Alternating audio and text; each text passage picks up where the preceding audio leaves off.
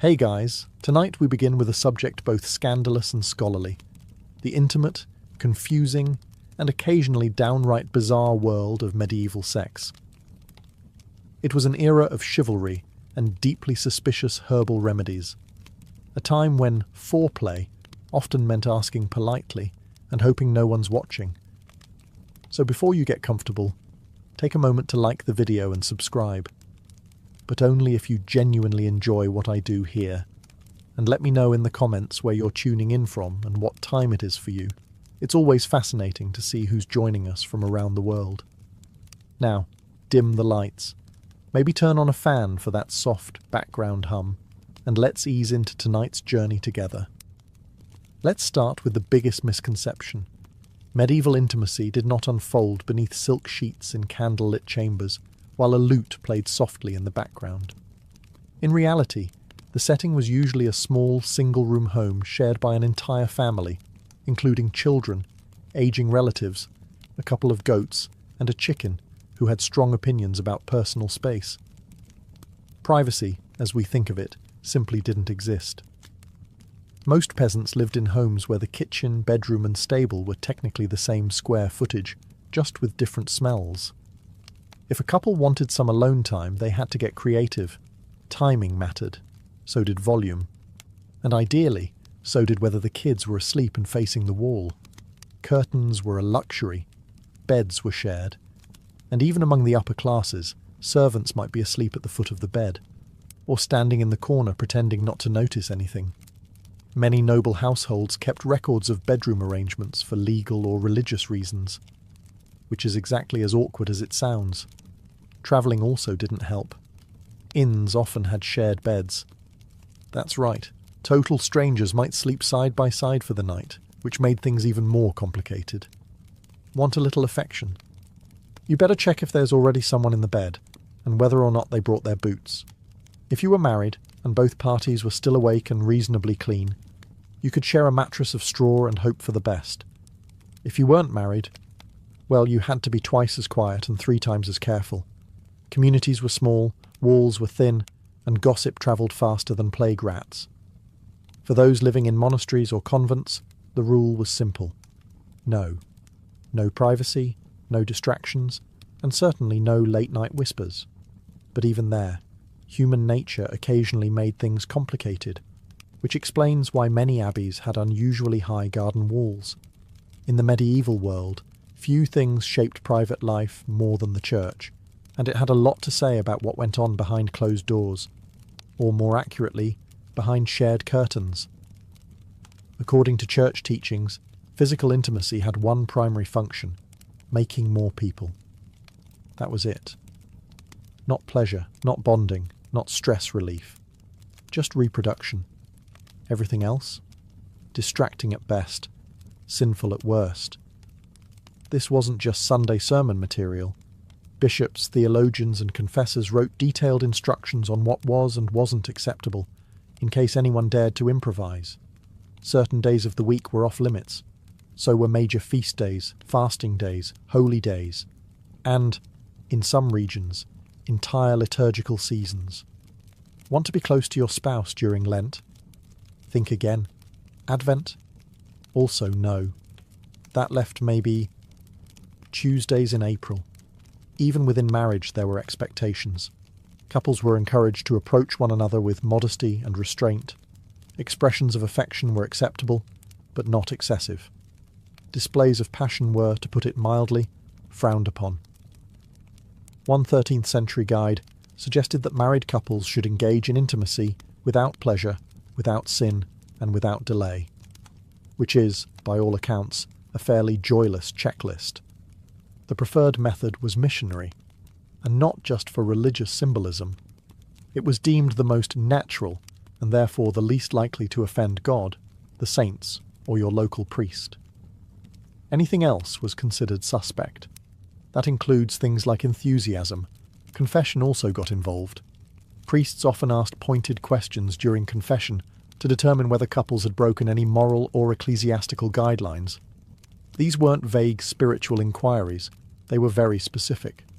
Sometimes uncomfortably so. Let's just say the average 14th century friar knew far more about his parishioners' bedrooms than their birthdays. Still, enforcement was uneven. Some regions were stricter than others. Some priests ignored these rules entirely, and many lay people, particularly peasants, simply smiled, nodded, and did what they were going to do anyway, quietly.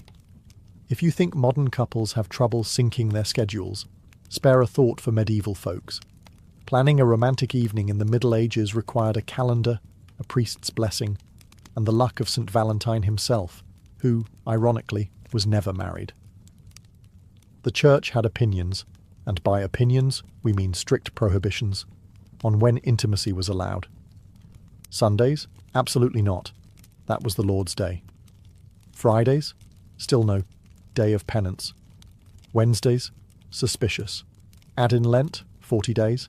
Advent, another 40, various saints' feast days, holy days, fast days, and even certain moon phases, and you'll find the calendar was less of a schedule and more of a divine obstacle course. The idea was to keep the soul focused on heaven, even when the body had other ideas. There were even lists, actual lists, of forbidden days. Some confession manuals outlined nearly half the year as off-limits. And if you were feeling particularly affectionate during one of those forbidden days, well, enjoy your spiritual guilt and an extra trip to confession. One 13th century bishop scolded a married couple for their excessive affection, which translated to more than once a month. He recommended they direct their passion toward prayer. The couple was reportedly not thrilled. Naturally, the upper classes were more exposed to these restrictions. They had chaplains, confessors, and spiritual advisors breathing down their necks. Peasants, meanwhile, had a more flexible approach. Their lives revolved around livestock, weather, and not freezing to death, which left less time for worrying about whether Tuesday was the feast of St. No Fun. To make things worse, some believed that intimacy during the wrong time could result in sickly children, divine punishment, or, worst of all, a reputation.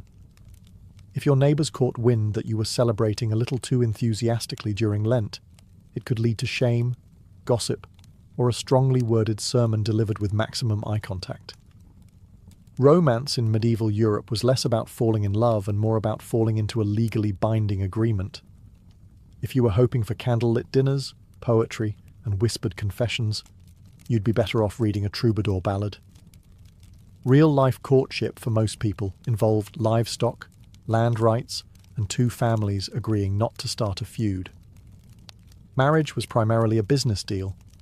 Daughters were exchanged to cement alliances, acquire property, or secure peace between neighbours who had previously disagreed over whose pig ate whose cabbage. A bride might come with a dowry of coin, linens, or a small patch of farmland. In return, the groom's family might promise not to be entirely insufferable. Courtship, when it happened, was supervised, sometimes literally. Young people rarely courted alone. A maiden might be watched over by her mother, a stern aunt, or, if things got really serious, an entire village that was very invested in whether or not you held hands. Among the nobility, arranged matches were the norm. Kings and lords negotiated marriages like chess moves, and affection was something you developed later, or not at all. As one medieval proverb more or less stated, "Better a wealthy match with a grumpy face than a poor one with dimples." Romantic. Even among peasants, practical concerns ruled. A man's suitability was judged by his land, tools, or the size of his ox. And women? They were evaluated on their housekeeping skills, reputation, and general ability to not start drama at the market. This doesn't mean love didn't exist, it did, but it usually came after marriage, not before. If affection grew over time, that was considered a bonus, not a requirement. Think of it like medieval emotional DLC, not included in the base marriage package. Still, where there's a will, there's a workaround. Secret flirtations, playful songs, and moonlit walks to the village well became the unsanctioned side quests of medieval dating. Just be careful. Get caught kissing behind the barn, and you could face public penance, a fine, or a very disappointed father with a pitchfork. Let's clear up one of the most persistent legends about medieval relationships: chastity belts. Yes, you've probably seen them in cartoons, historical dramas, or very unfortunate museum gift shops. Those iron contraptions allegedly locked around a woman's waist while her husband went off to war, leaving her physically and morally sealed. Except, not really. There's no solid historical evidence that chastity belts were ever widely used in the Middle Ages. In fact, most examples we have today come from the Renaissance or even the Victorian era, periods more obsessed with the idea of medieval repression than with what actually happened.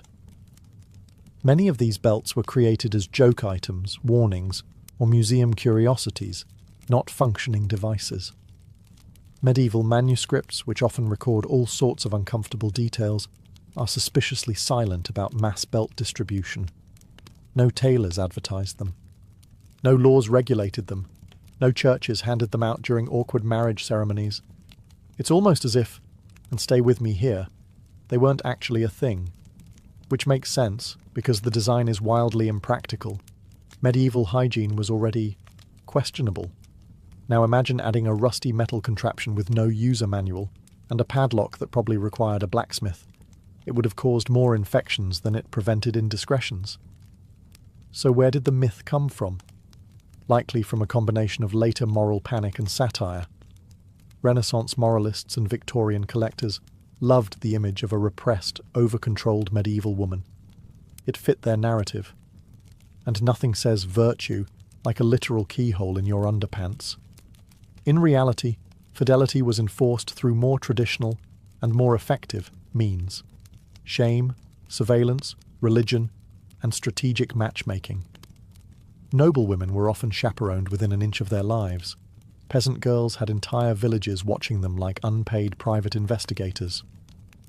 And any whiff of scandal could lead to ruined reputations, lost dowries, or awkward confessions involving phrases like, "at the edge of the barley field." In a surprising twist that would shock many of their modern descendants, medieval towns didn't just tolerate brothels. In many cases, they regulated them. That's right. In several parts of medieval Europe, especially urban centres, brothels operated as legal businesses. Town councils licensed them, charged taxes, and even designated specific red light districts, long before the light bulb was invented. Some cities went as far as employing officials to manage them. These lucky souls were known as brothel keepers, or more colourfully, keepers of public women, which sounds like a very stressful line on a resume. The rationale behind this arrangement was pragmatic, if a little cynical. Officials believed that allowing a controlled outlet for men's desires would reduce the chances of greater sins, like adultery, assault, or, heaven forbid, dancing. Regulated brothels were seen as a necessary evil to keep society orderly, much like traffic signs or the existence of turnips. The church, of course, wasn't thrilled. Officially, it condemned the entire practice.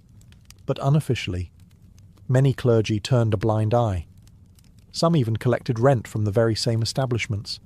If that sounds like hypocrisy, congratulations. You've grasped the essence of medieval theology in practice. Working in a brothel was no fairy tale, but it wasn't necessarily a life of constant misery either. Some women chose the profession for economic reasons, especially widows or those without family support. Others were coerced or trafficked, particularly in port cities, where sailors brought in coin and complications in equal measure. There were even handbooks. Yes, actual handbooks, for how these houses should be managed. Clean sheets, basic health inspections, and set hours were all part of the regulation process. Patrons came from all social classes: knights, apprentices, merchants, even monks, despite vows that strongly suggested otherwise.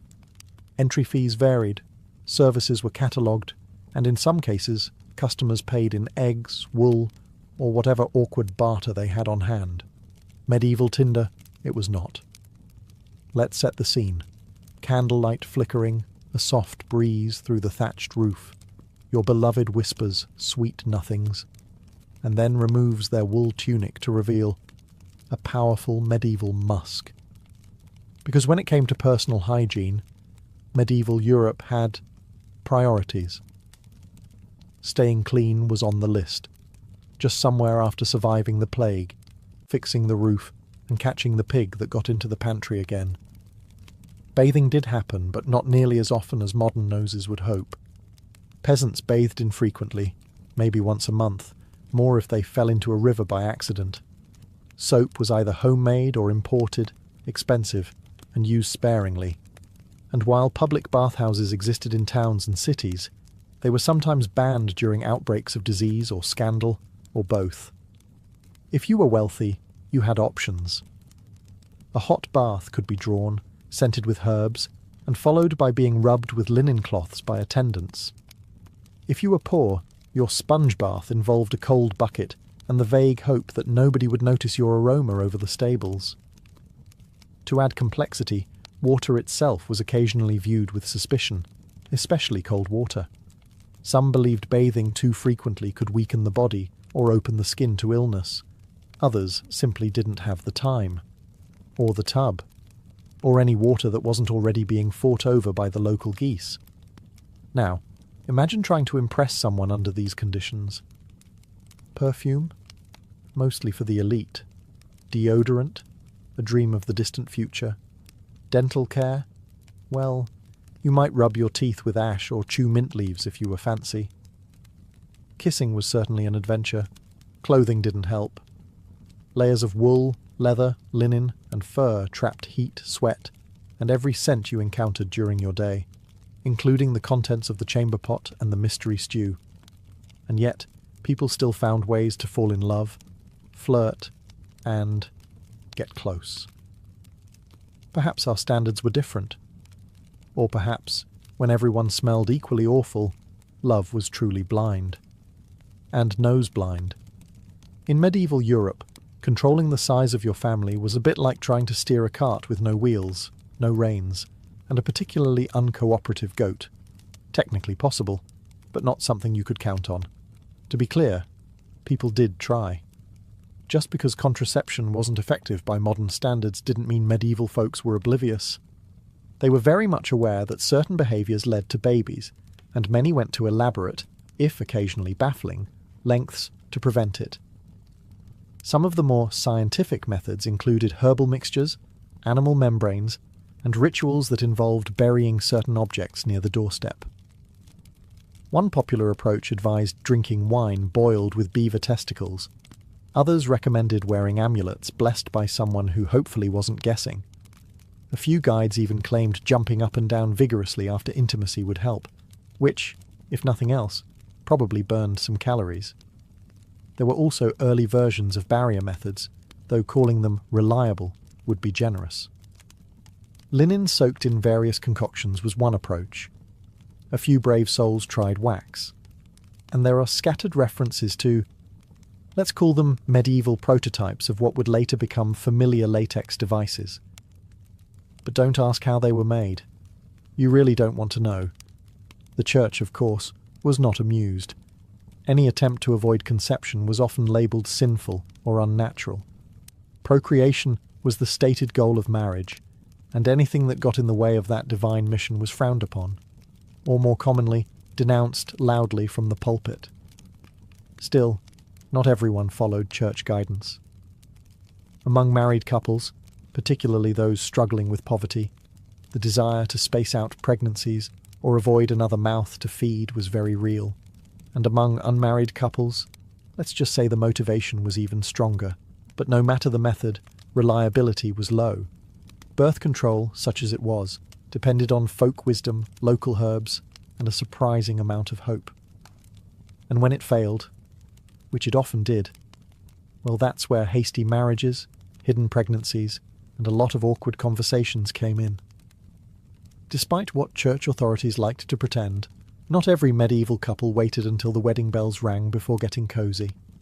In fact, the practice of testing the goods before marriage was, well, common enough to require a lot of paperwork.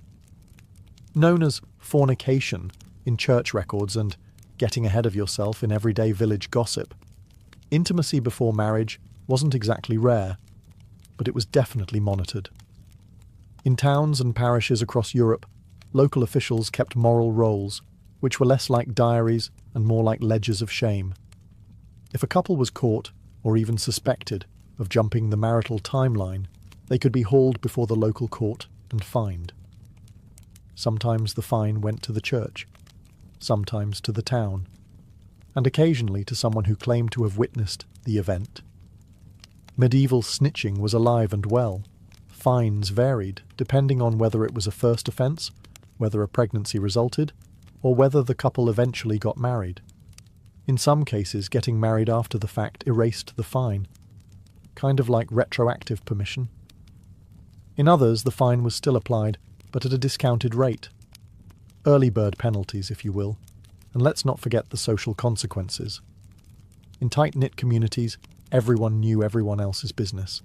So even if your local priest was feeling merciful, your neighbours weren't. Gossip could spread faster than a poorly stored meat pie in July. Interestingly, many of these situations resulted in something called hand fasting, a sort of informal engagement where the couple considered themselves betrothed, and, in some regions, that was legally enough to begin cohabiting. The church later tried to tighten that loophole, but in the meantime, a lot of medieval babies were technically early arrivals. Among peasants, this was all handled with a bit more practicality. If a couple was clearly serious and a pregnancy had occurred, marriage usually followed, sometimes hurried along with a gentle nudge or firm push from both families. Among nobles, however, consequences could be far worse, especially if inheritance or reputation was on the line. In the medieval world, virginity wasn't just a virtue, it was a contract clause, a political tool, and occasionally a community-wide obsession. Among the peasantry, expectations varied by region and circumstance. A young woman was generally expected to arrive at marriage untested, at least officially. But if she didn't, well, some eyebrows would rise, and a small fine or shotgun wedding might sort things out. For the upper classes, though, things got serious. Noble women's virginity was directly tied to inheritance, alliances, and family honour.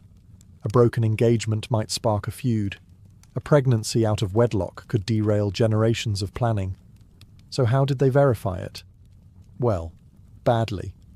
Sometimes it came down to vague testimony and character references. She seemed virtuous, or she avoided the stable boy mostly. Other times, more invasive methods were used, like midwives or matrons inspecting for the infamous hymen, which science has since confirmed is not, in fact, a medieval chastity barometer. But that didn't stop anyone. There were also attempts to prove virginity after the wedding, such as displaying a blood-stained sheet, like a very awkward medieval Yelp review. This tradition, while not universal, was expected in certain regions. And if the sheet stayed clean, cue lawsuits, annulments, and family drama on a scale rivaling a royal soap opera. Men, of course, were under no such scrutiny. Male virginity was considered an optional bonus. A future husband's experience level was rarely questioned. At most, he might be encouraged to avoid tavern maids or loose company, but no one was checking his laundry the next morning. Virginity was also linked to religious symbolism. Maidens were often praised as pure vessels, which is beautiful in theory and incredibly uncomfortable in practice. Young girls were raised with saintly ideals, often featuring horrifying martyrdom stories. And if a marriage was annulled on the grounds that a bride had been dishonest, it didn't just ruin her, it could drag down her entire family's honour and property claims. So yes, in medieval Europe, virginity wasn't just about morality. It was legal currency. If you're wondering whether same-sex attraction existed in medieval times, the answer is a resounding yes. Human nature didn't start in the 20th century, but if you're wondering whether it was openly accepted, that's where things get complicated. Medieval society was structured around religious doctrine, social roles, and property rights, and all three had a lot to say about who could love whom. Spoiler alert, it was usually a man and a woman within marriage, preferably for the purpose of making more villagers. Officially, same-sex intimacy was labelled a sin by the church, often lumped in with other unnatural acts, like dancing on feast days or reading too many books. Punishments varied wildly depending on region, time period, and who was involved. A peasant couple might get a scolding and penance. Nobles, they might face exile, or quietly be ignored if they had enough land. But while the church thundered from the pulpit, real life was messier. We have records, poems, letters, even legal documents that show emotional, romantic, and sometimes physical relationships between people of the same sex. Some monks wrote love letters to each other in Latin that sound suspiciously less brotherly and more longing. Noblewomen sometimes shared beds and declared exclusive devotion in terms that would make a troubadour blush. Medieval Europe also had social structures that blurred lines. All male monasteries and all female convents created deep emotional bonds. Knightly brotherhoods were full of vows and affectionate language. Some historians debate whether these were romantic, platonic, or something in between, but either way, there were feelings involved, and possibly poetry. As for terminology, the modern concept of sexual identity didn't exist. You didn't come out, you just lived, carefully, quietly, and often coded in allegory. There were no pride parades, but there were songs, saints' stories, and suspiciously intense pilgrimages taken in pairs. Adultery in medieval Europe was a bit like handling a live chicken while juggling knives. Risky, loud, and likely to end with someone losing a bit of pride, or property. Let's be clear, adultery wasn't just a personal failing. It was a social offence. Marriage was seen not only as a holy sacrament, but also a legal contract, a property deal, and often a strategic alliance. So when someone strayed, they weren't just breaking hearts. They were tampering with inheritances, dowries, and the always fragile local gossip equilibrium. For women, the stakes were significantly higher. A married woman caught in an affair could face public shaming, loss of dowry rights, forced penance, or even exile, especially if she had the audacity to get caught with evidence. Adulterous noblewomen might find themselves imprisoned, divorced, or, in extreme cases, discreetly removed from court life. Think less scarlet letter, more scarlet exit. Men, on the other hand, got more leeway. A married man having an affair with an unmarried woman might be seen as morally suspect, but not legally punished, unless the woman's family had powerful friends or the church was feeling unusually righteous that week. That said, not all adulterers got off easy. Some towns imposed steep fines or required public confession. A few legal records include creative punishments, such as parading through the village in nothing but a shift or having to pay for a new church bell, because nothing says divine justice like bronze acoustics. The real danger, however, wasn't always the law. It was the husband. Honour killings weren't unheard of, particularly among nobles. If a cuckolded man discovered his wife's affair, medieval custom sometimes allowed him to take appropriate action.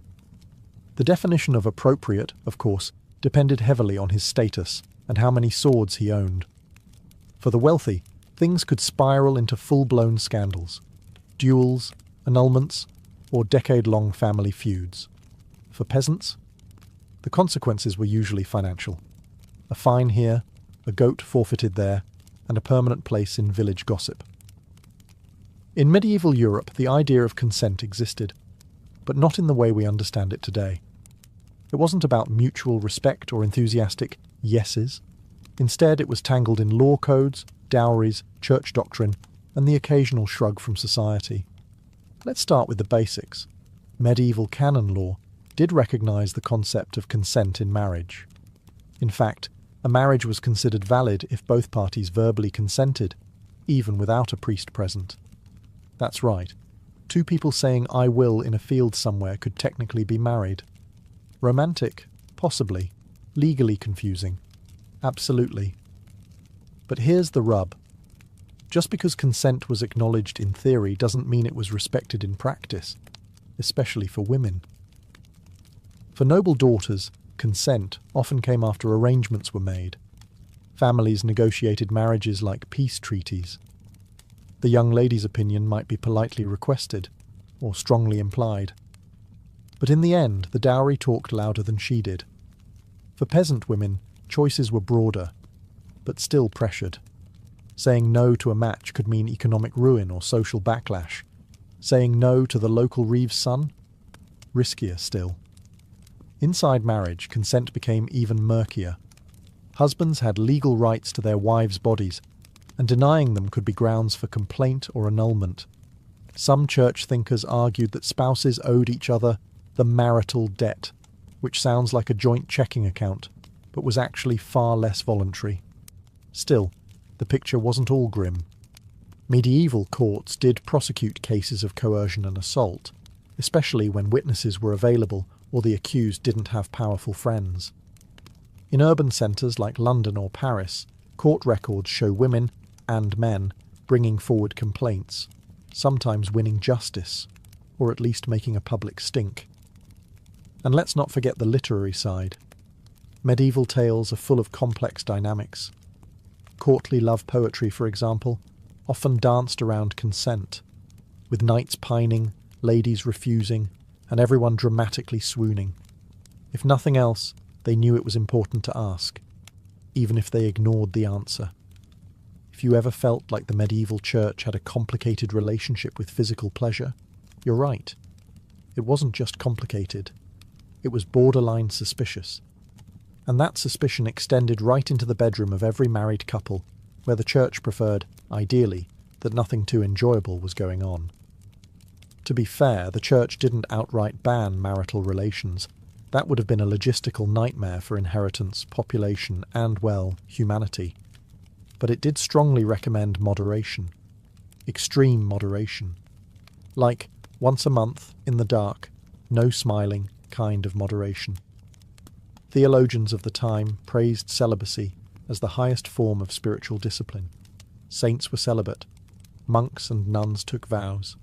Even married couples were encouraged to live in continence, abstaining entirely, especially if they were older, holier, or simply tired of each other.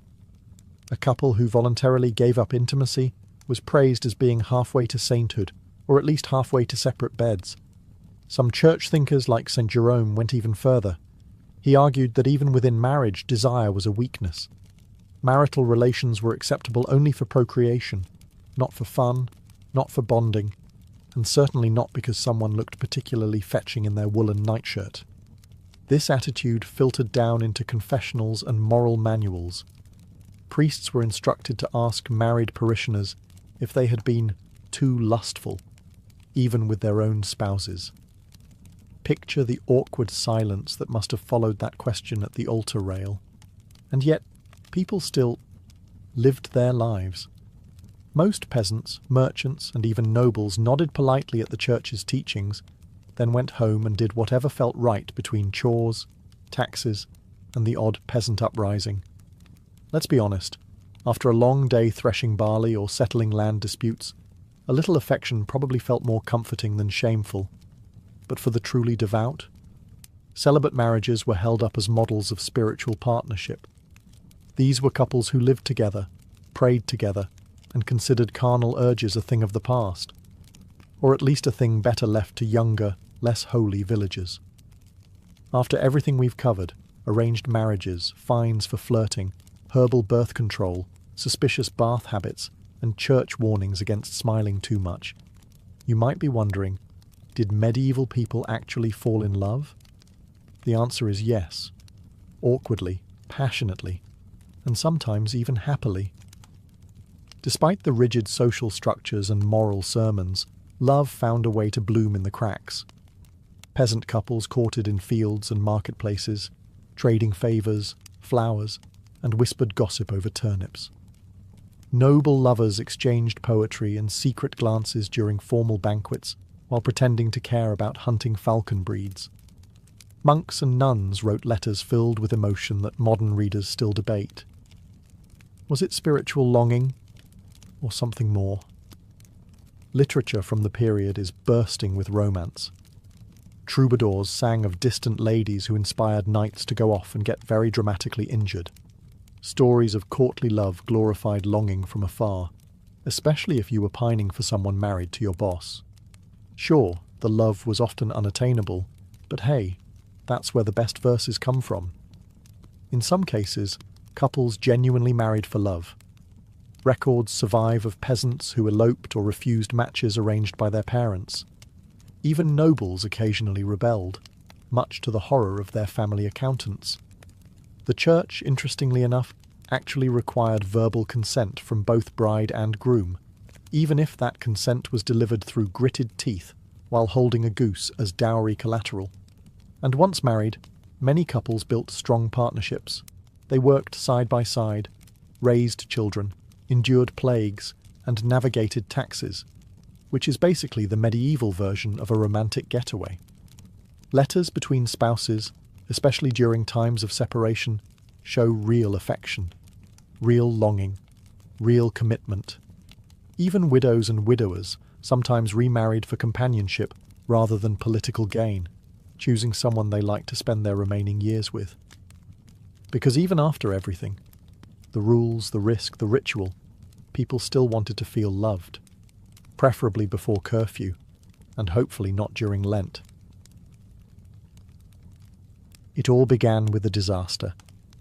Zeno of Citium, a wealthy merchant from the island of Cyprus, had it all. Ships loaded with precious dyes, trade routes mapped across the Mediterranean, and the kind of fortune that made a man feel invincible. But fate, as ancient philosophers love to remind us, doesn't care how many ships you own. Somewhere near Athens, Zeno's fleet was caught in a violent storm. The sea didn't just swallow his cargo, it swallowed his identity. One moment, he was a merchant. The next, a man with nothing. When he finally reached the Athenian shore, he was broke, soaked, and, ironically, on the verge of something far more enduring than trade wealth. With nowhere to go and nothing left to lose, Zeno wandered into a small bookshop in the Athenian agora. It was here that he picked up a worn copy of Xenophon's Memorabilia, a text that preserved the wisdom of Socrates. Intrigued by the quiet power of the ideas within, Zeno asked the bookseller where he could find a man like Socrates. The bookseller simply pointed to a stooped, cranky philosopher named Crates walking by. And so, Zeno began studying under Crates the Cynic, a man known for rejecting wealth and possessions with almost theatrical dedication. He once threw his money into the sea just to prove a point. At first, Zeno struggled with this extreme lifestyle. He wasn't ready to live in poverty for philosophy's sake. But Crates planted a seed in his mind, one that grew into a new way of thinking. Zeno didn't stay a student forever. Over time, he pieced together his own worldview, borrowing Socratic ethics, Cynic discipline, and the logical rigour of earlier thinkers like Heraclitus. Eventually, he began teaching in the painted colonnade of Athens, the Stoa Poikile, a public porch decorated with murals. That's where Stoicism got its name, not from an ivory tower or secret academy, but from a painted porch open to all.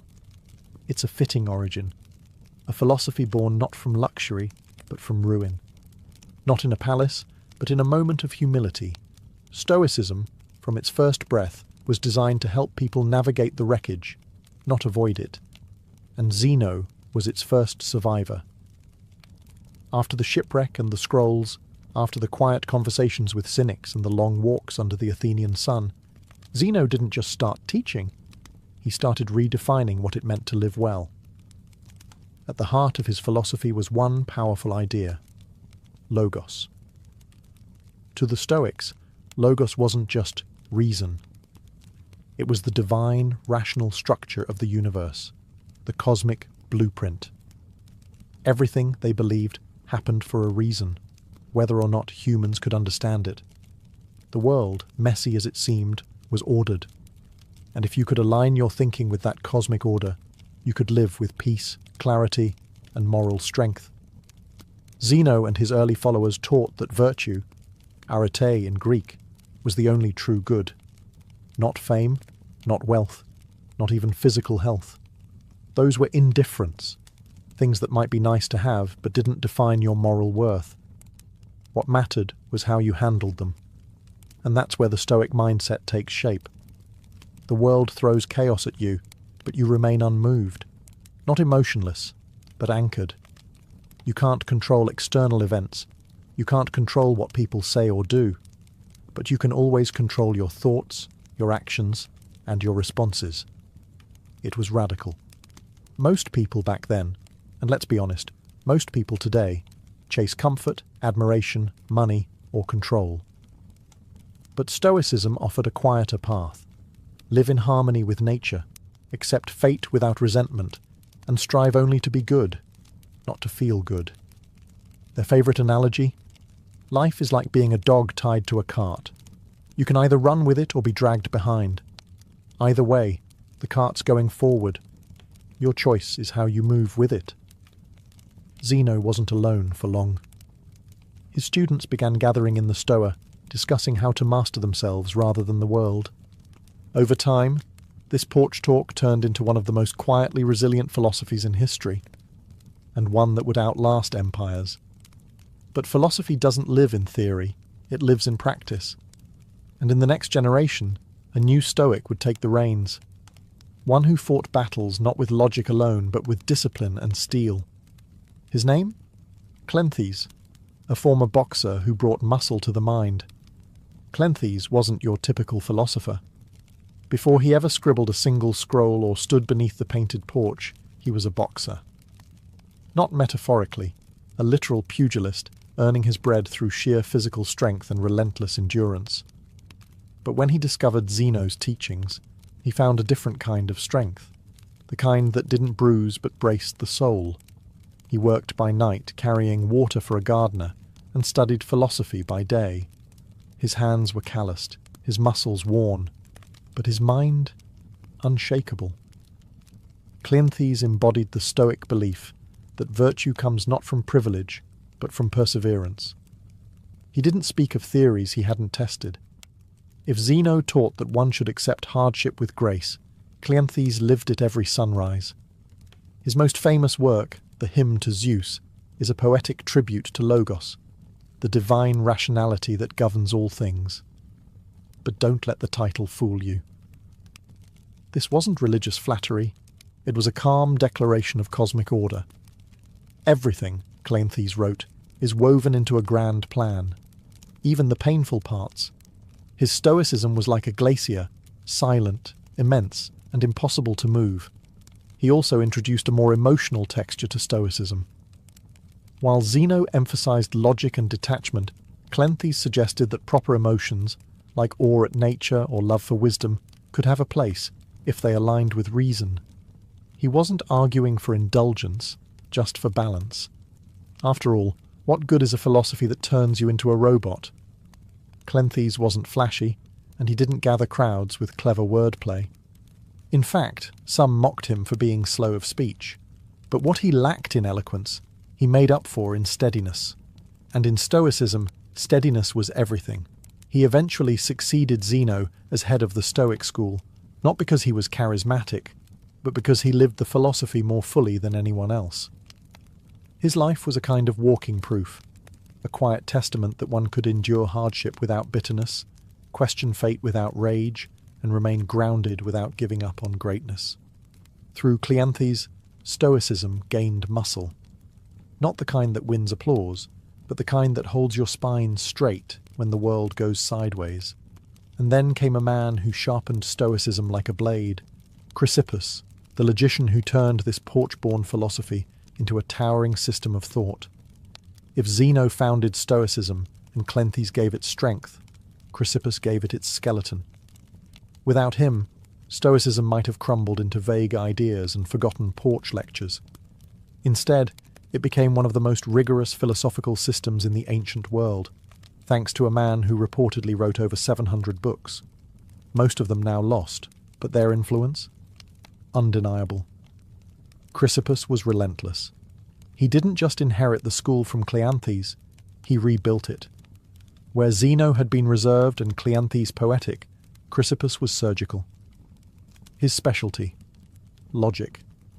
In a time when most philosophers leaned on rhetoric or emotional appeal, Chrysippus built a system of reasoning that could rival Aristotle's. He was obsessed with clarity.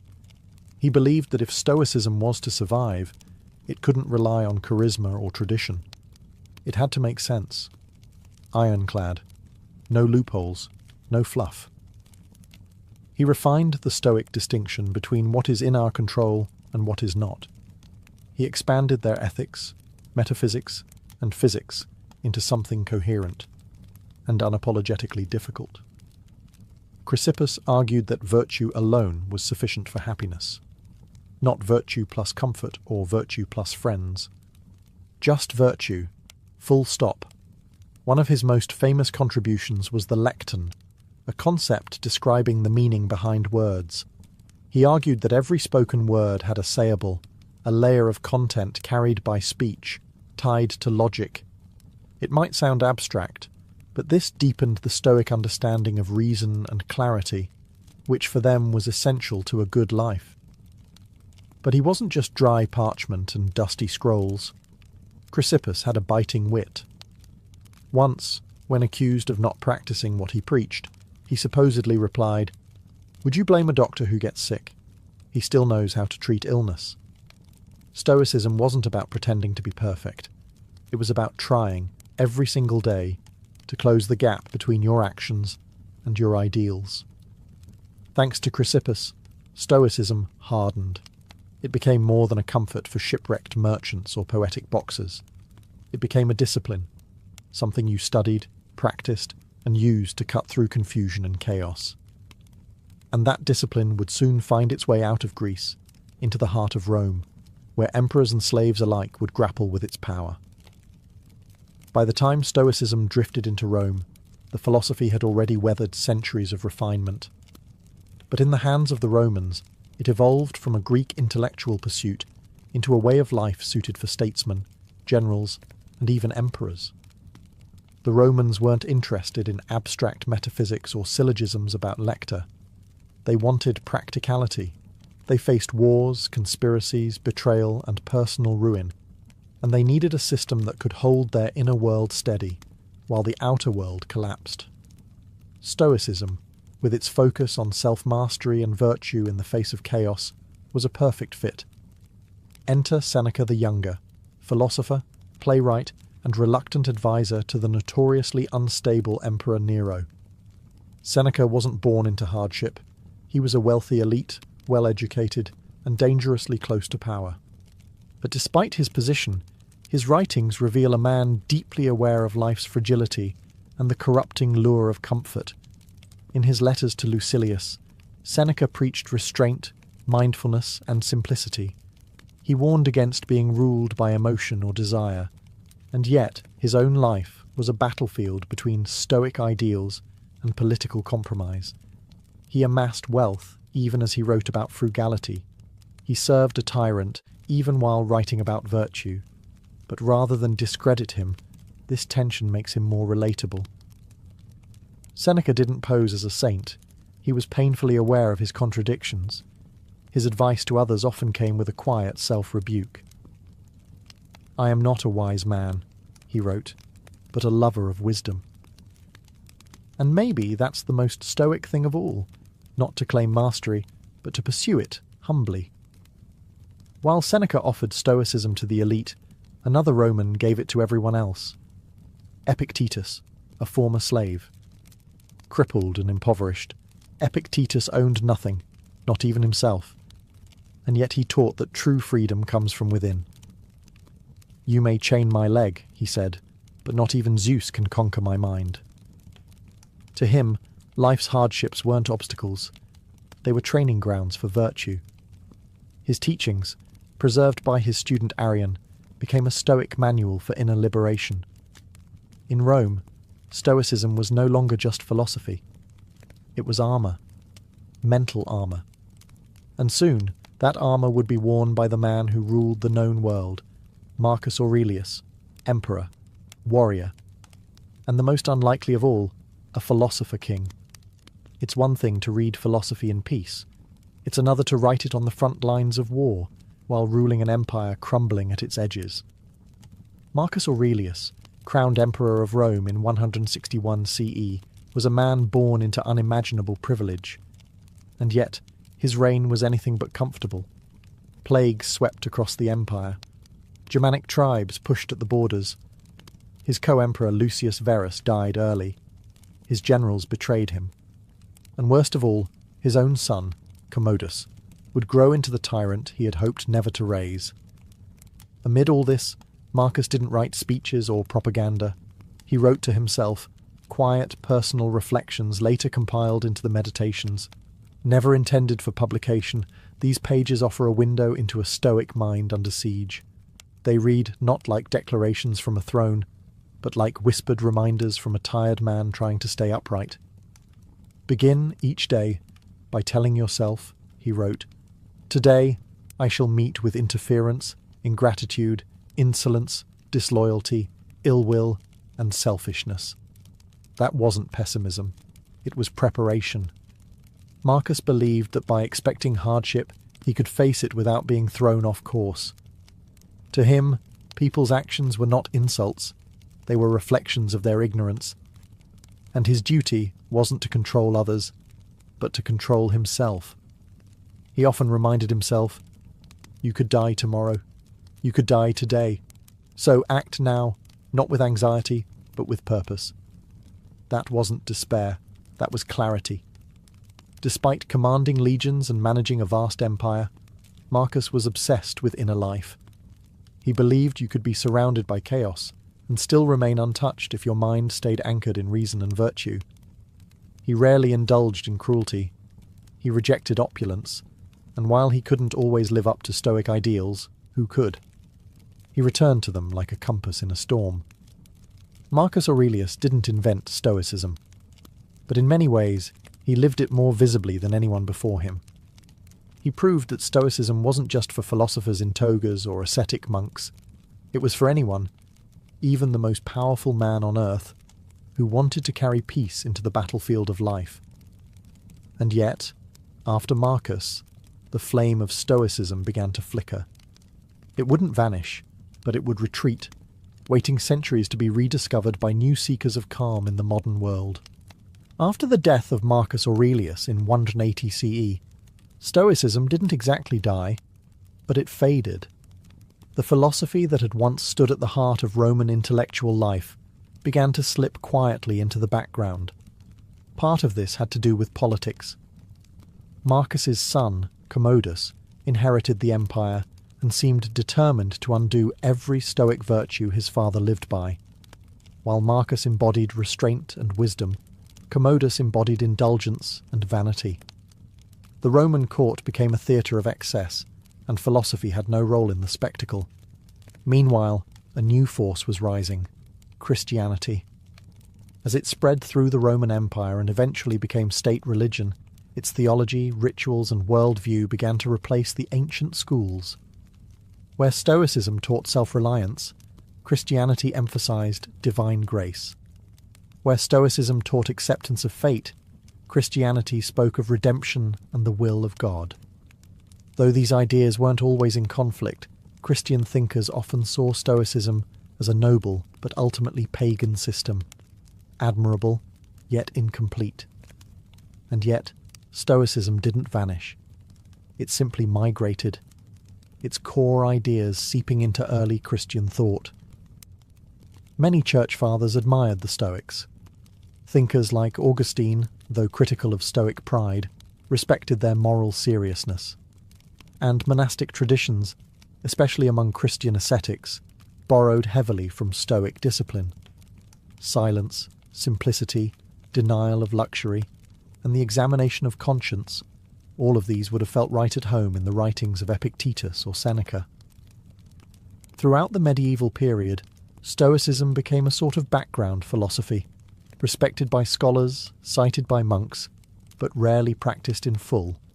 It was no longer a public movement or a street-side school. It was a whisper in the margins, kept alive by scribes, theologians, and the occasional curious mind. But survival is sometimes stronger than success. Stoicism's quiet endurance meant that when the intellectual winds shifted centuries later, during the Renaissance and the Enlightenment, its ideas would be ready to return. For all its decline, Stoicism had left seeds buried in the soil of Western thought. And when people once again sought clarity, purpose, and strength without illusion, those seeds would bloom. And one day, they'd even show up in places no ancient philosopher could have imagined, in self-help books, leadership seminars, and yes, on your favourite podcast. Stoicism's comeback didn't arrive with a scroll in hand. It came through blogs, books, and podcasts. After centuries of quiet influence, the ancient philosophy found itself suddenly reborn in the digital age, repackaged for a world buzzing with distractions, anxieties, and the pressure to constantly optimize everything. In the 20th century, philosophers like Pierre Hadot began peeling back the layers of Stoicism, reminding readers that it wasn't just an intellectual exercise, it was a way of life. Not cold, but contemplative. Not harsh, but healing. Hadot argued that ancient philosophy was originally a spiritual practice, and Stoicism, more than any other school, was meant to be lived, not merely read. That message hit home for a new generation. In the early 2000s, authors like Ryan Holiday helped usher Stoicism into the mainstream with accessible books like The Obstacle is the Way and Ego is the Enemy. Drawing on Marcus Aurelius, Seneca, and Epictetus, Holiday framed Stoicism as a practical toolkit for resilience, something you could use whether you were launching a startup, coaching a sports team, or just trying to survive a bad Monday. Tech leaders and entrepreneurs soon latched on. Tim Ferriss, Naval Ravikant, and others began citing Stoic texts like instruction manuals for high-performance living. The idea was simple. In a world that moves fast, thinks shallow, and craves constant validation, Stoicism offers an antidote: stillness, control, and clarity. Even mental health professionals took notice. Therapies like cognitive behavioral therapy, CBT, borrow heavily from Stoic principles. Challenge your thoughts. Focus on what you can control. Don't let emotion dictate action. Sound familiar? But the revival wasn't without criticism. Some said modern Stoicism had been stripped of its depth, turned into motivational wallpaper for productivity bros. And there's truth to that. Not every inspirational quote on Instagram reflects the rigour or humility of ancient practice. Still, the fact remains. Stoicism survived not because it was trendy, but because it works. When life goes sideways, when we lose a job, face a diagnosis, or wake up unsure of our place in the world, Stoicism reminds us, you can't control what happens, but you can control what you become. That message has never been more timely, and so we arrive at the present, where ancient wisdom quietly guides modern minds. Today, Stoicism exists in a paradox. It is an ancient philosophy designed for inner peace, now living in a world obsessed with noise. Scroll through social media, and you'll see a quote from Marcus Aurelius, sandwiched between cat videos and stock tips. Open a bestseller list, and there it is again. The Daily Stoic, waiting to be your morning mental vitamin. Somehow, a 2,300-year-old porch philosophy is trending. But Stoicism isn't popular because it's fashionable. It's popular because it addresses a very specific modern hunger, mental clarity in a world of confusion. When everything feels out of control, the economy, relationships, climate, algorithms, Stoicism offers a map inward. It teaches us to focus, not on the chaos around us, but on the choices we still own. The central questions remain the same. What is in your control? What kind of person will you choose to be, regardless of circumstance? And unlike some philosophies that demand total withdrawal from the world, Stoicism invites us to participate. Go to work, raise your kids, serve your community, but do it from a place of calm, not craving. Action, yes, but grounded action. In that sense, Stoicism is a kind of rebellion, not the loud, sign-waving kind, but a silent resistance against impulsiveness, distraction, and emotional chaos. It's the discipline to pause before reacting, the courage to stay kind in a cruel moment, the humility to know you're not the center of the universe, but you are responsible for how you move through it. More than ever, people are returning to this simple clarity. Athletes use it to manage pressure. Veterans use it to process trauma. CEOs use it to lead without ego. Teenagers, overwhelmed by the constant flood of comparison and digital noise, turn to Epictetus for a lifeline. Of course, no philosophy is a magic cure. You'll still feel grief, still fail, still lose your temper. But Stoicism gives you something rare, a framework to get back up, reflect, and recenter. In the end, it's not about being perfect, it's about progress. Quiet, steady, internal progress. And in a world that rewards loudness, maybe the most revolutionary act is to be still. To a modern visitor, an ancient Roman bath might look like a luxury resort. Marble floors, vaulted ceilings, statues of gods, and pools steaming in the morning sun. But to a Roman, it was just another Tuesday. Bathing wasn't an occasional treat. It was a daily ritual, and for many, an essential part of being Roman.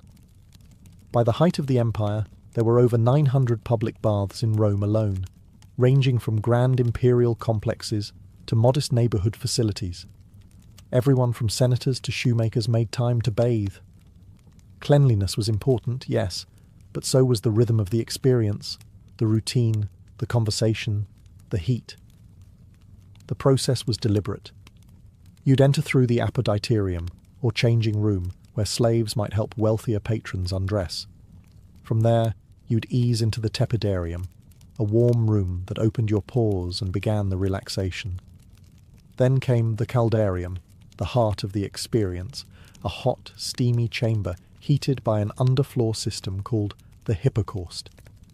Here, bathers would sweat, scrape their skin with strigils, curved metal tools, and sometimes even get a massage.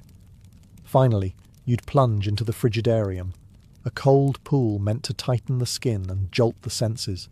It was this contrast, hot to cold, sweat to chill, that gave the ritual its power. Romans believed it was good for circulation, digestion, and even mood, and honestly, they were probably right. But more than hygiene or health, baths were about belonging. You went to see and be seen. You gossiped, networked, debated politics, made business deals, or just eavesdropped on the latest scandal. Some brought their own musicians. Others brought snacks. Poets recited verses. Philosophers argued under domed ceilings, echoing with laughter and steam. In essence, a Roman bath was a democratic space, at least by Roman standards. Status mattered, but even emperors might share a room with commoners.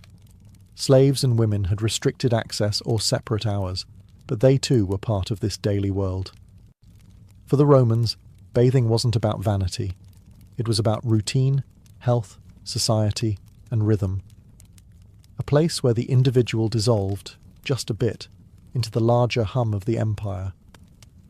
One breath of steam at a time. Roman baths weren't just impressive. They were engineering masterpieces. Long before the modern sauna or heated flooring, the Romans figured out how to transform bricks, fire, and water into an immersive wellness centre.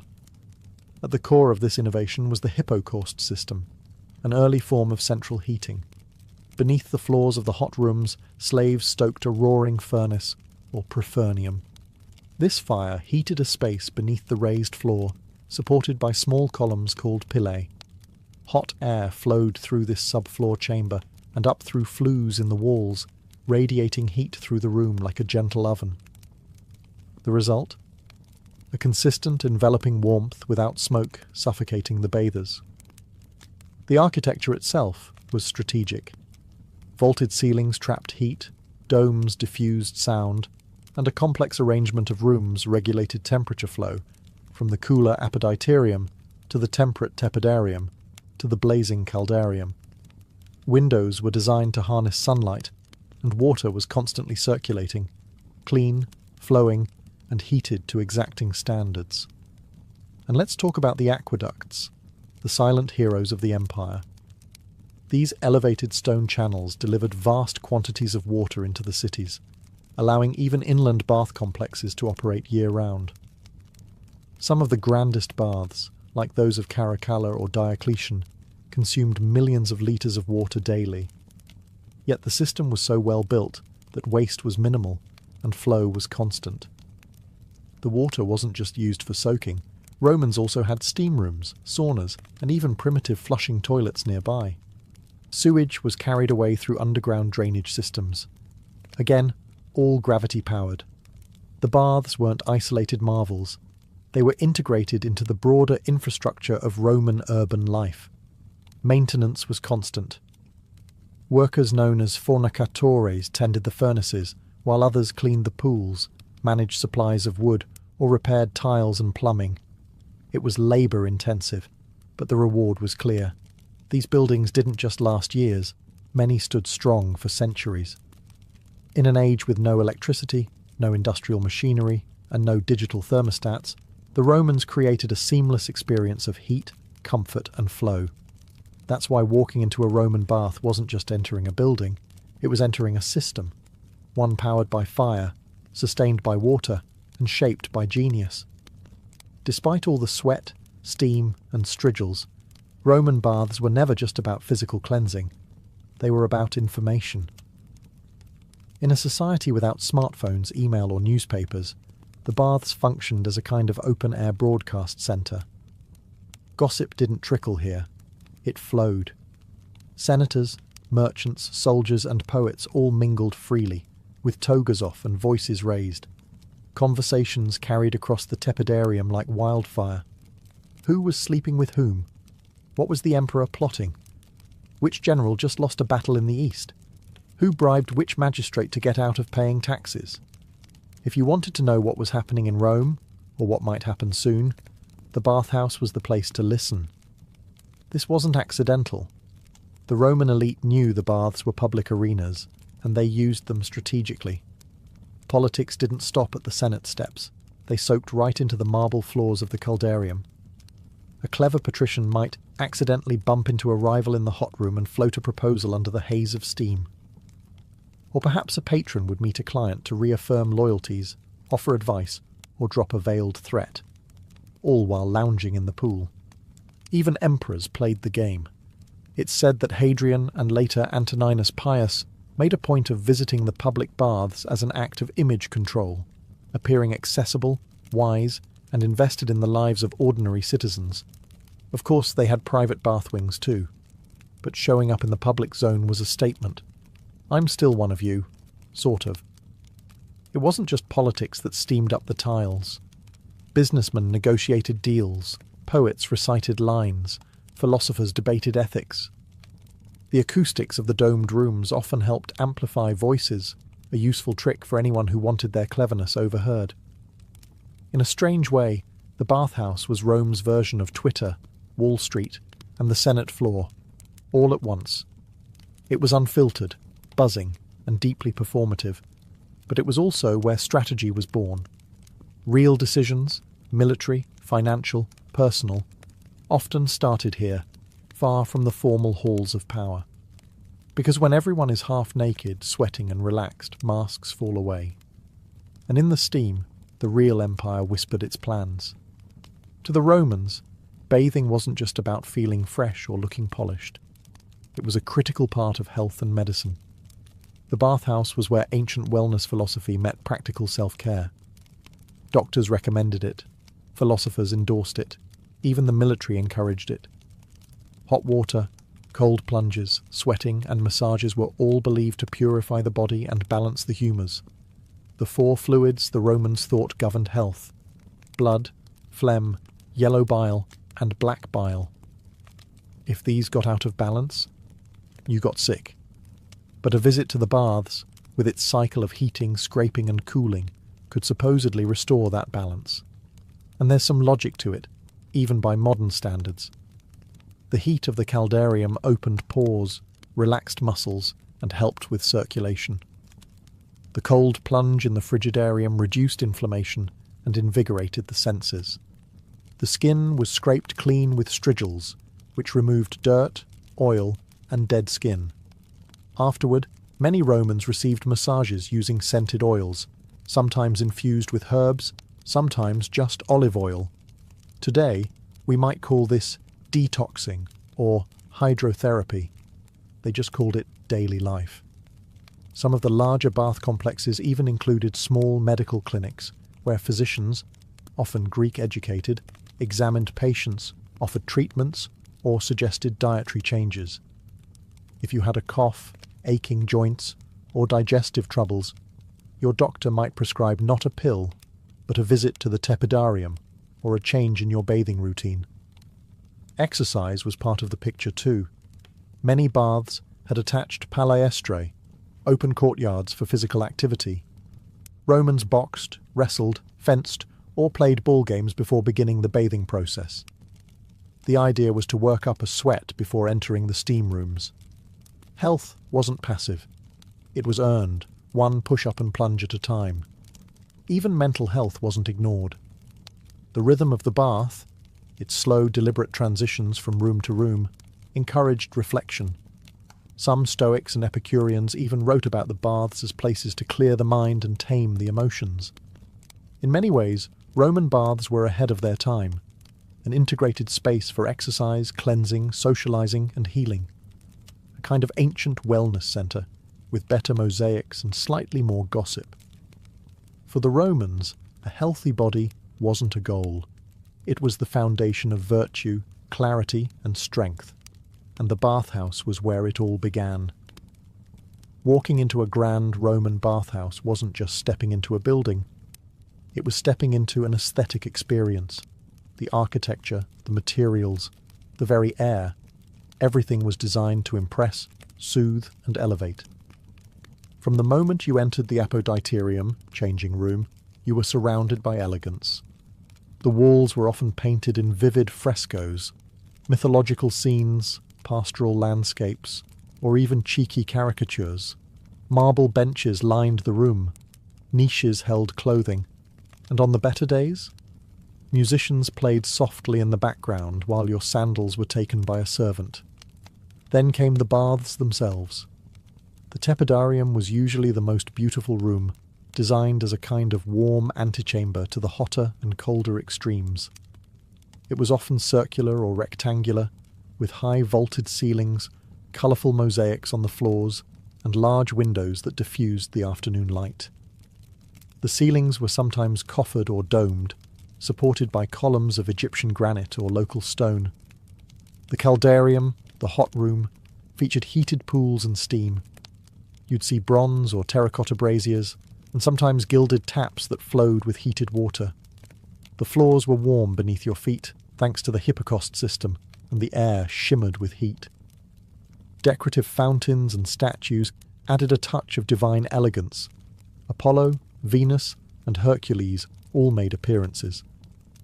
The frigidarium, cool and serene, was usually the largest and most striking space.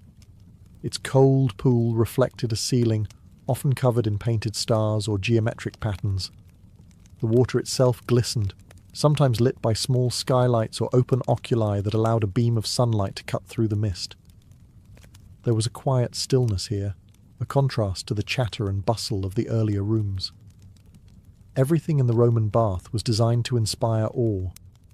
The use of imported marble, colourful tilework, and advanced geometry wasn't just vanity, it was a statement. The baths were the empire distilled into stone, orderly, refined, and proudly extravagant. Even smaller local baths took design seriously.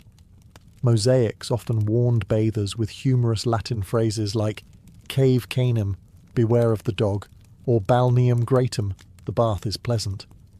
These were spaces meant to charm the eye, calm the spirit, and remind you, in case you forgot, that you were living in the greatest civilization on earth. And all of that before you even got wet. While Roman baths were public spaces in theory, not all Romans experienced them equally. The bathhouse was a microcosm of Roman society, a place where lines blurred, but never fully disappeared. Let's start with class. In the grand thermae of Rome, like those of Caracalla or Trajan, emperors might bathe in the same rooms as commoners. That sounds democratic, but social distinction still lingered. The wealthy often arrived with entourages, slaves to carry towels, oils, and even portable benches. They could afford private massages or extra services in nearby rooms. Some larger baths had exclusive sections, scolae, reserved for upper-class patrons. Even in the shared pools, there was an unspoken hierarchy. You might rub elbows with a senator, but you weren't about to chat him up. Then there was gender. Men and women did not usually bathe together. Most large bathhouses offered separate hours or separate wings. Some emperors, like Hadrian, enforced strict segregation. Others, like Commodus or Elagabalus, allowed, or even encouraged, mixed bathing, much to the horror of conservative Roman moralists. Women's access depended on time, location, and the whims of local officials. In wealthier cities, women had beautifully appointed baths of their own. In poorer regions, they often bathed early in the day, before men arrived. While some women enjoyed regular access, others, particularly those of lower status, had to navigate schedules, scrutiny, and social stigma. Slaves and freedmen made up a significant portion of bath visitors.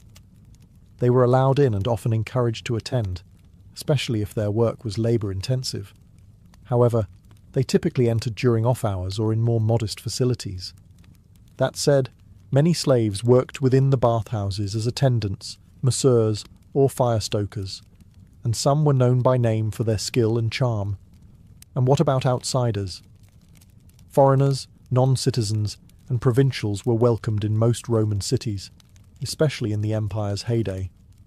In fact, the spread of Roman baths across conquered territories was one of the empire's tools of cultural integration, a way of saying, "Welcome to Rome, now take your clothes off." So yes, the Roman baths were a shared space. But just like in the forums or the Senate, your experience depended heavily on who you were. Still, for a brief moment in the mist, the hot stone and the splash of cold water, those lines could blur. And that was part of the magic. Though bathing was the central activity, Roman bathhouses were far more than places to get clean. They were entertainment hubs, part gym, part theatre, part lounge, where you could easily spend an entire afternoon, and many did. In fact, larger bath complexes resembled ancient leisure centres. After a workout in the palestra, a courtyard used for wrestling, boxing or ball games, you might take a stroll to the library, located just off the main hallway. Yes, many baths had libraries. Romans could relax with scrolls by Cicero or Virgil, blending physical rejuvenation with intellectual stimulation. A healthy body and a healthy mind. Both were on the menu. Music filled the air too. It wasn't uncommon to hear live performances from flutists, harpists or singers echoing through the domed chambers. Bathers might be serenaded while reclining near a fountain or getting an oil rub down. In fact, some bathhouses employed professional entertainers to keep the mood light and luxurious, from acrobats to comedians. There were also food stalls and snack counters, often located in or near the apoditerium. Known as popinae, these small eateries served wine, bread, olives, cheese, and dried fruits. For wealthier patrons, personal slaves could bring more elaborate dishes, and the occasional exotic treat, from nearby villas. So yes, you could technically eat grapes in the steam room like a decadent emperor, though etiquette varied. Gambling was common too. Dice games, betting on athletic matches, or just casual wagers among friends added an air of mischief to the setting. These activities weren't always legal, but they were tolerated in bath culture. After all, people came here to let loose. The bathhouses also had spaces for intimate encounters. Some rooms functioned as private lounges or even brothels, depending on the time and location. Morally ambiguous? Definitely. But Roman society had a much different view of public space, privacy, and sensuality than we do today. And the steamy, dimly lit atmosphere of the Caldarium only added to the allure. One of Rome's most remarkable achievements wasn't just building an empire, it was standardizing the Roman experience across thousands of miles. And that included baths. From the misty highlands of Britannia to the deserts of North Africa, And from the forests of Gaul to the sands of Syria, the Roman bath became a unifying symbol of Roman identity. Wherever the legions marched and the engineers followed, they built roads, forts, and bathhouses. These provincial baths weren't just carbon copies.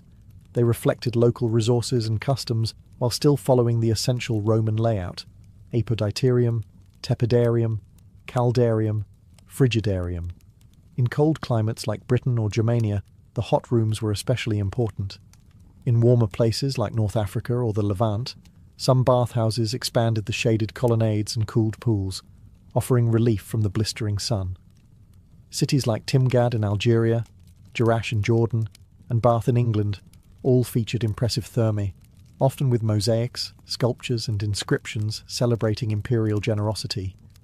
These weren't just public works, they were propaganda in stone. Every polished marble slab and steaming pool reminded locals, this is Rome, and Rome takes care of its people. But baths also played a critical role in cultural integration. For newly conquered peoples, the bathhouse served as a soft introduction to Roman customs.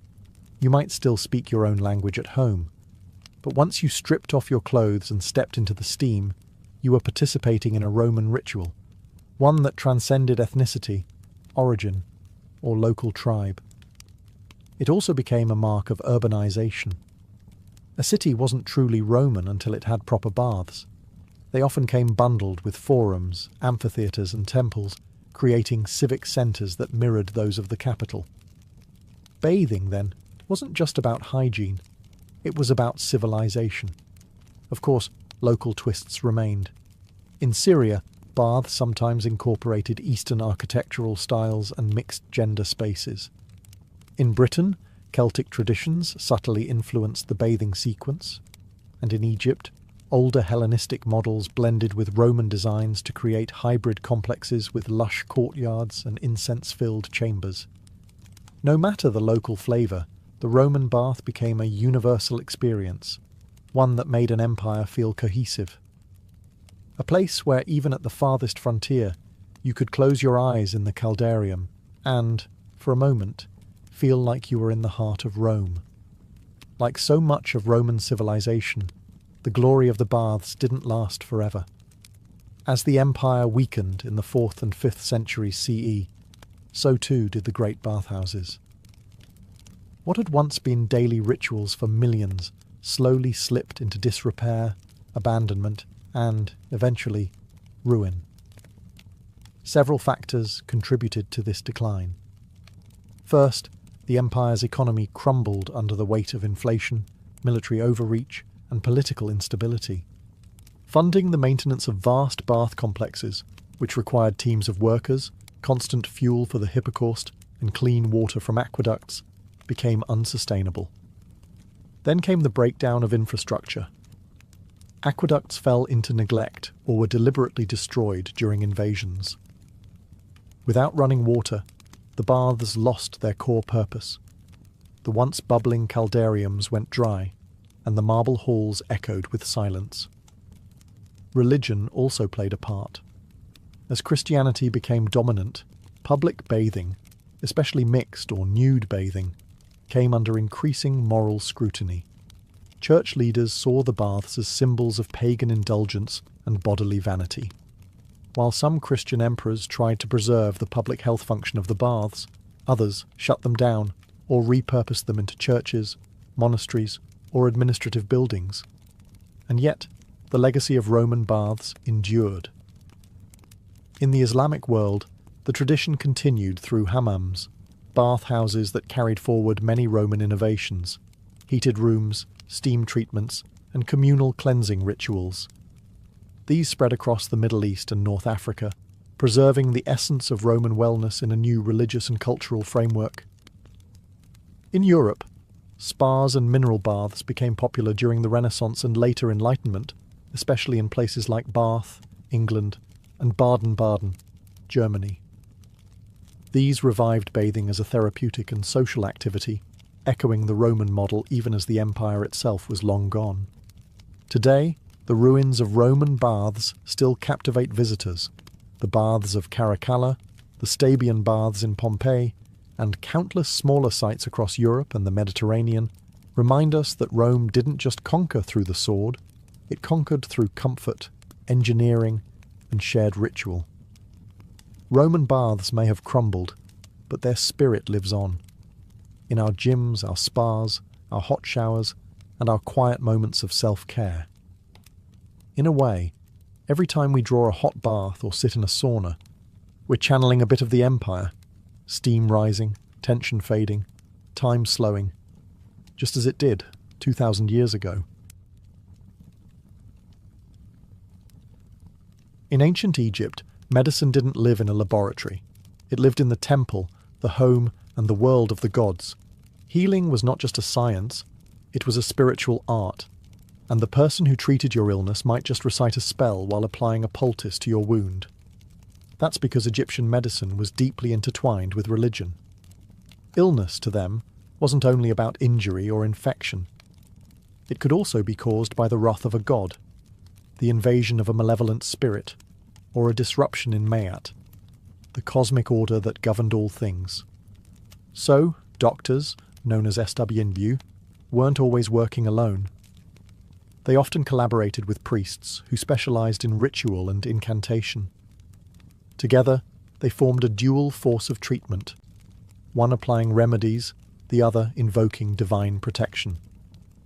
Temples were more than places of worship, they were centers of healing. Specific temples, like those dedicated to Imhotep, the architect, physician, and later deified healer, served as proto-hospitals.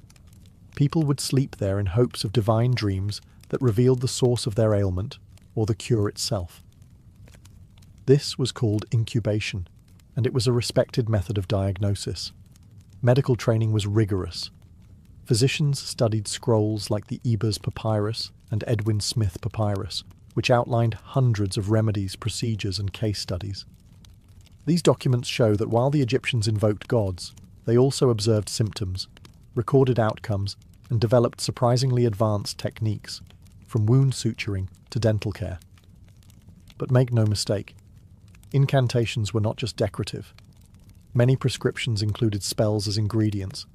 A broken bone might be treated with honey and linen, plus a recitation to ward off evil spirits. Psychological conditions, now recognized as mental illness, were seen as spiritual afflictions, often requiring the intervention of a priest or magician.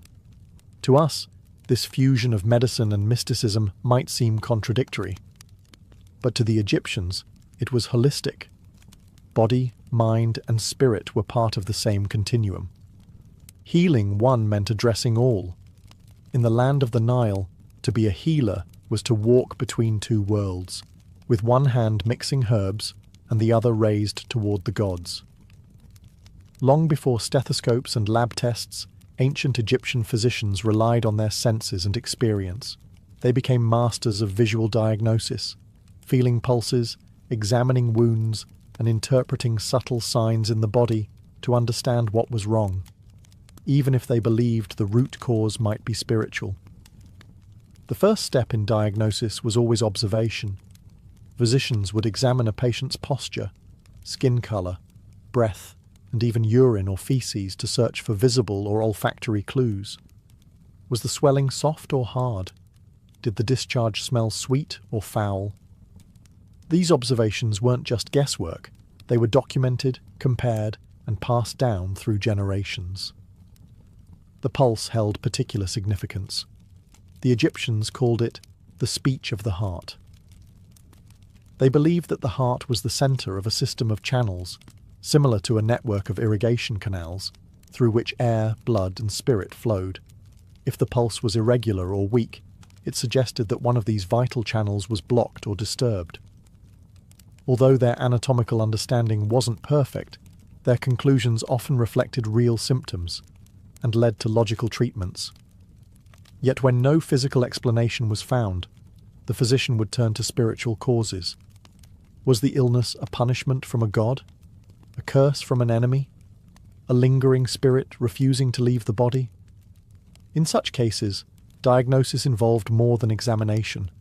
It required consultation with a priest-magician, dream interpretation, or even astrological analysis. The alignment of stars and the behaviour of sacred animals might factor into the final verdict. In texts like the Ebers Papyrus, physicians categorized diseases based on patterns. They didn't always know why something happened, but they knew what usually followed. For instance, they could identify the stages of an infected wound or the course of a fever. These practical patterns formed the basis for treatment protocols, and interestingly, they were not always superstitious. Some medical texts explicitly separate physical ailments from spiritual ones. If a wound could be seen, smelled, and treated, no spell required. But if all else failed, it was time to invoke divine aid. To an ancient Egyptian, the world was filled with unseen forces. But through keen eyes, careful hands, and centuries of accumulated wisdom, their physicians sought to make the invisible visible. When it came to treatment, ancient Egyptian physicians had an astonishing arsenal of remedies and recipes. Their pharmacies weren't stocked with pills and injections, but with herbs, minerals, animal products and oils, many of which they combined with surgical procedures and ritual chants. The result? A holistic approach that blended natural science with spiritual symbolism. At the heart of their medicine was the Ebers Papyrus, a 110-page scroll from around 1550 BCE. It contains over 700 prescriptions, addressing everything from stomach pain and toothaches to skin diseases and fertility issues. Each recipe was tailored, not just to the disease, but to the patient's body and social status, and often included precise instructions for mixing, timing, and application. One of their favourite ingredients? Honey. Prized for its antimicrobial properties and still used today in wound care. Honey was applied to cuts, burns, and ulcers, often mixed with other substances like crushed seeds or resin. They also used garlic, onion, juniper berries, and myrrh, not just for their aroma but for their antiseptic and anti-inflammatory effects. Their pharmacopoeia included more exotic fare as well: crocodile dung for contraceptives, lizard blood for skin treatments, hippopotamus fat, and even mummified human flesh for particularly superstitious cures. To modern eyes, this may seem grotesque, but these remedies reflected their belief that the power of the ingredient lay not only in its physical properties, but also in its spiritual essence. Minerals like natron, a naturally occurring salt, were used to dry wounds, cleanse infections, and preserve bodies. Copper, known for its antimicrobial qualities, was sometimes crushed and mixed into salves. Oils from lotus, castor beans, and black cumin were used for massage and pain relief. Doses varied depending on the affliction. A prescription might read, mix crushed sycamore fruit, honey, and natron. Apply for 4 days. Recite the following spell over the mixture. In Egypt, words were medicine too. The spoken charm activated the cure. A reminder that for them, healing was as much about meaning as it was about chemistry. Far from primitive guesswork, Egyptian medicine was highly systematic, documented, and refined. While some remedies were bizarre, many were surprisingly effective, and some survive, in spirit or science, even today. Their medicine chest was drawn from the land, the body, and the gods, and they reached into all three to heal. While much of ancient Egyptian medicine focused on herbs and incantations, the Egyptians were not afraid to cut when necessary. They understood that some ailments needed more than a poultice or a prayer. They needed a steady hand and a sharp blade. The best evidence of Egyptian surgery comes from the Edwin Smith Papyrus, a 3,600-year-old medical text, unlike any other from the ancient world.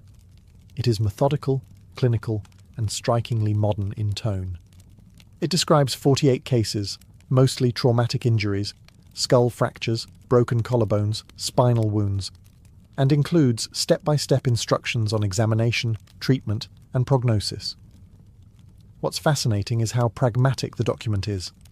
It even classifies cases into 3 outcomes: an ailment I will treat, an ailment I will contend with, and an ailment not to be treated. In other words, treatable, uncertain, and hopeless. This was triage, a concept we still use in emergency medicine today. Egyptian surgeons used a range of tools: bronze knives, scalpels, forceps, cautery hooks, and needles. They practiced stitching wounds, draining abscesses, setting bones with wooden splints, and even performing circumcisions. Some mummies show evidence of successful bone healing, indicating that patients survived their injuries and continued living for years. They were also pioneers in wound hygiene. Before stitching a cut, a physician might cleanse it with honey, beer, or resin, all of which have antiseptic properties. They then applied bandages soaked in oils or herbal mixtures to reduce inflammation and promote healing. Pain was eased with opium extracts or sedative herbs, though there's no evidence of general anesthesia. Surgery was likely painful, but quick and precise.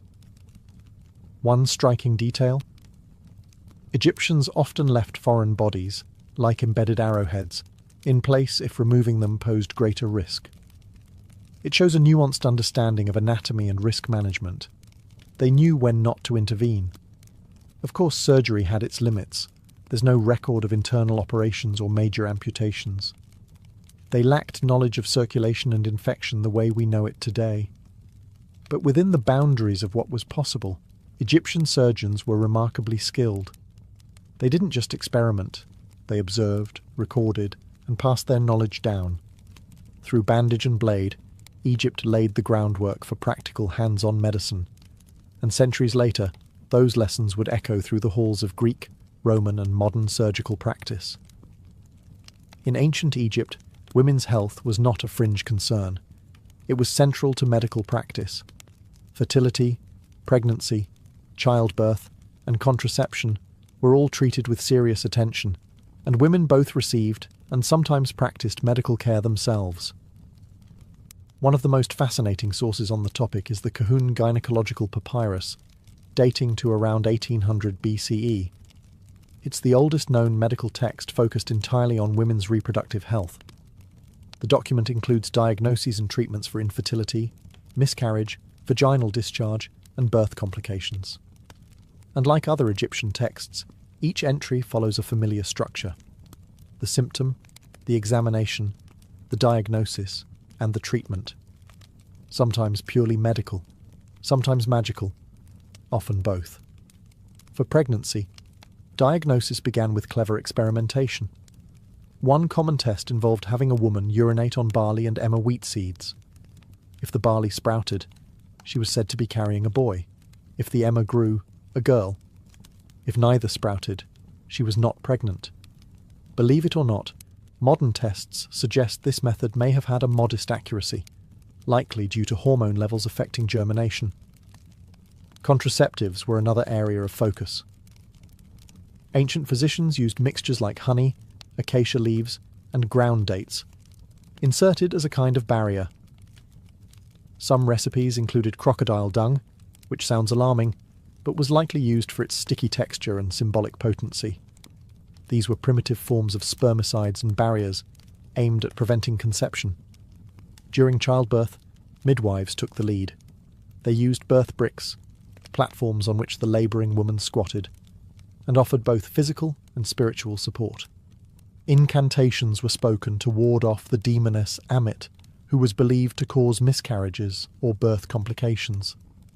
Protective amulets, especially those depicting Taweret, the hippo goddess of childbirth, were worn to ensure a safe delivery. If labour was difficult, treatments ranged from massaging the womb with castor oil to having the mother breathe in herbal infusions or drink mixtures to stimulate the body's opening. Caesarean sections were unknown.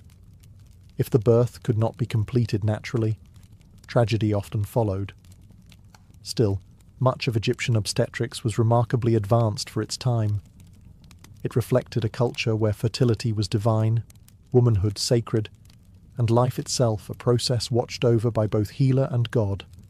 In the cradle of civilization, they respected the cradle of life, with every chant, every herb, every whispered hope. To modern minds, the blend of magic and medicine might seem contradictory, but in ancient Egypt, the two were inseparable.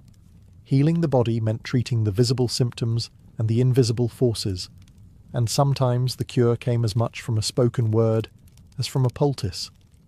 The Egyptians believed that illness could be caused by many things: natural imbalances, bad food, injury, but also curses, malevolent spirits, or the will of angry gods. If you broke your leg in an accident, that was one thing. But if your stomach hurt for days with no visible cause, that might be a demon, or even the restless soul of the dead, Ak, trying to torment you. In these cases, physicians turned to Heka, the sacred power of magic, which was thought to have been given to humanity by the gods themselves. Heka wasn't stage illusion, it was a legitimate divine force, just as real as water or fire. A healer might use it to activate a remedy, protect a wound from infection, or drive out an invisible entity. Spells were often included in medical texts, such as the Ebers Papyrus and the London Medical Papyrus. Some were poetic, others aggressive. One charm for treating burns reads, "O Isis, great magician, I call upon you to cool the fire in the flesh of your servant as you cooled the fire that scorched your own son, Horus." The spoken word was thought to imbue the remedy with divine power, turning herbs into miracles.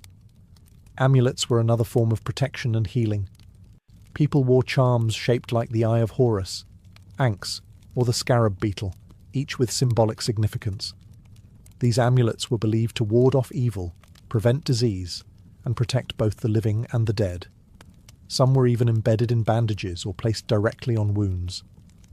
Specific deities were also invoked depending on the ailment. Sekhmet, the lion-headed goddess of plagues, was feared but also prayed to for healing. Thoth, god of wisdom, was called upon to guide the hands of surgeons and scribes alike.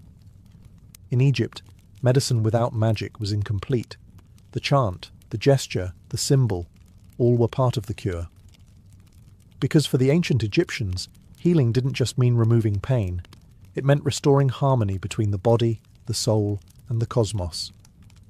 In ancient Egypt, death wasn't the end of life. It was the beginning of eternity. And to reach the afterlife, the body had to be preserved with precision and care. Enter the art of mummification, a practice that blurred the lines between medicine, magic, and mortuary science. At its core, mummification was about preserving the physical vessel so the soul could return to it in the afterlife. The body was seen as essential, not just a shell, but a sacred structure that the Ka, vital spirit, and Ba, personality or soul, needed to navigate the underworld and reunite in the next world. The process began shortly after death. Embalmers, who acted as both technicians and ritual specialists, washed the body with palm wine and Nile water. Then came the most critical step, removal of the internal organs, which were quick to decay. The stomach, intestines, lungs, and liver were extracted through an incision in the left side of the abdomen and placed in separate canopic jars, each guarded by one of the 4 sons of Horus. The brain, curiously, was considered unimportant and was removed through the nose using metal hooks.